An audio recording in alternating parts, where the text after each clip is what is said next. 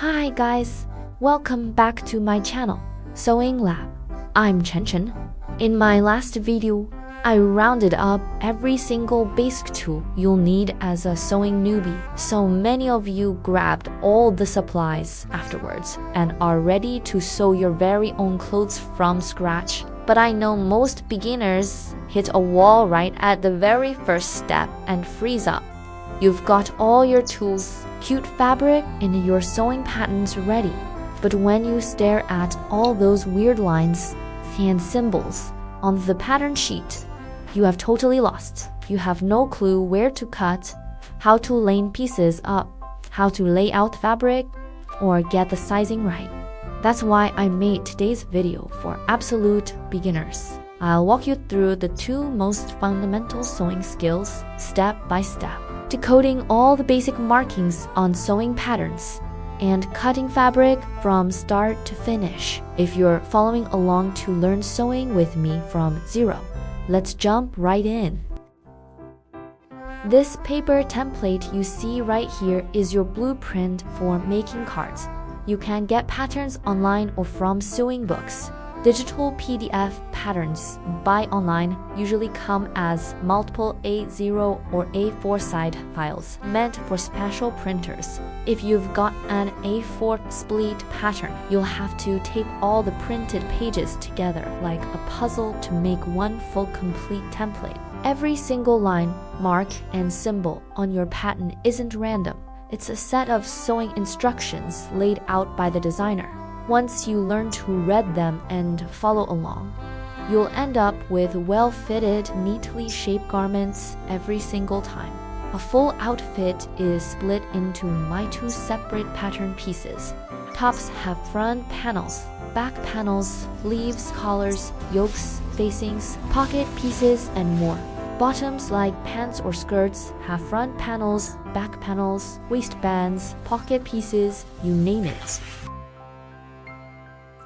Every cut piece had 3 essential labels printed on it. The piece name, how many copies we need to cut, and gray line. The piece name tells you exactly what part it is. Front bodies, back bodies, sleeve, collar, etc.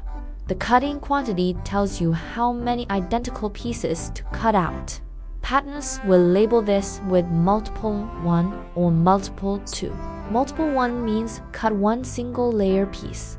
Multiple 2 means cut 2 marred pieces for left and right sides.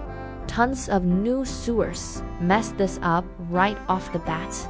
They cut one piece when they need to, and end up missing half the parts to sew together.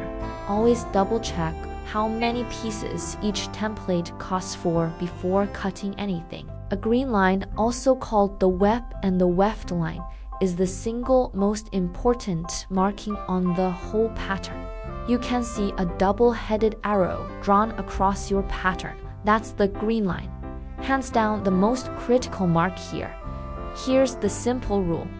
This arrow has to run parallel to the finished edge of your fabric. No tilting or diagonal gazemat allowed.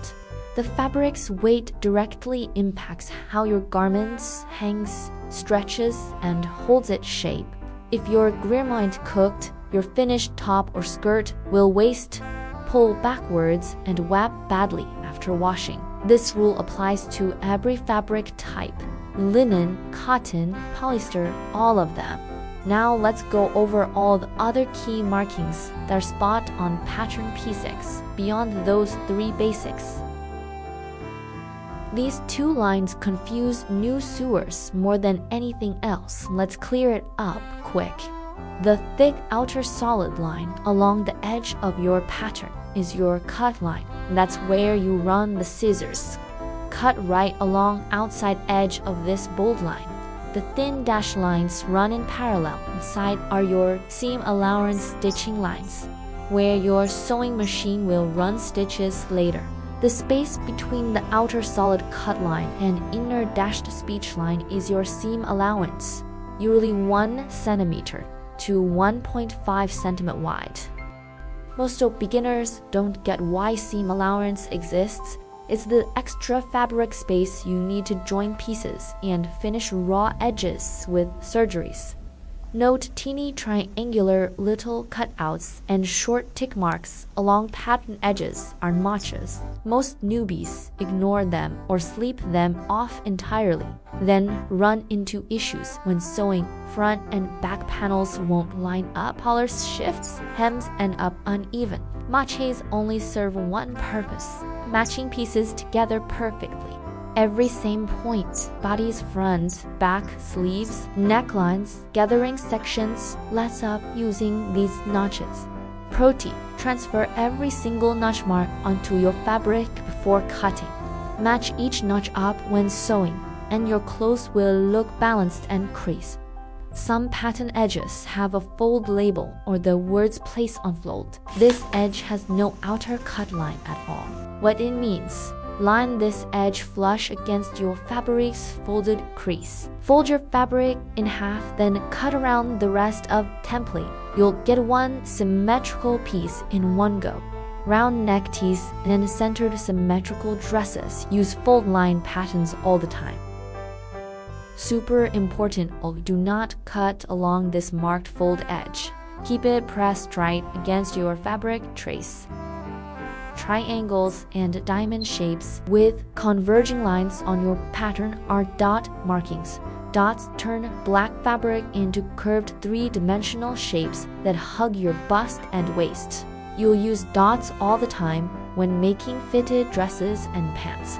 Rectangular boxes and labeled buttonhole spots mark where your buttonholes will go. Your friend needs on shirt plackets, collars, wrist bands, and more. They tell you exactly how big each buttonhole needs to be, how many to make, and where to place them. Transfer all these marks onto your fabric before cutting. Short, evenly spaced dashed lines and ruled sections are plate markers. For neat, uniform box plates, knife plates, or inverted plates, you'll see these on skirt hems, decorative bodice plates, and ruffle buttons. Learning to read these makes your plates perfectly spaced. No random bunches. Gather markings are different from knit plates. They are drawn as wavy lines, long brackets, or wide dashed blocks. For soft, billowy gathers on necklines, flowy hems, and loose baby doll tops, the other markings always pair with length labels that tell you how short the fabric will shrink that once gathered. This is the marking we use most often for soft, feminine, cute handmade outfits. Last quick note on sizing labels. Patterns list high sizes and how much fabric you'll need to buy.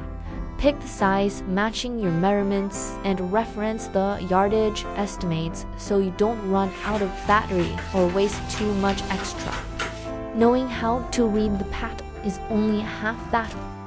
Next up, I'll use this simple pattern to walk you through the full standard fabric cutting process from start to finish. I'll break down every step, explain why each step matters, and share all my rookie mistake hacks. You can follow along and practice right beside me.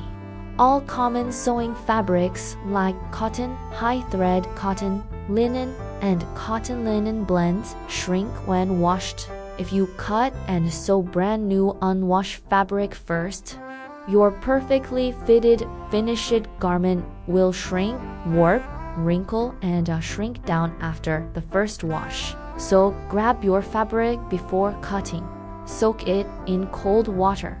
Give it a gentle wash. Hang to air dry completely. Then iron the entire piece flat. Ironing does two jobs. First, pre-shrink the fabric fully. Second, smooth out every wrinkle. Wrinkly, uneven fabric throws off your pattern layout and makes your cut pieces the wrong size.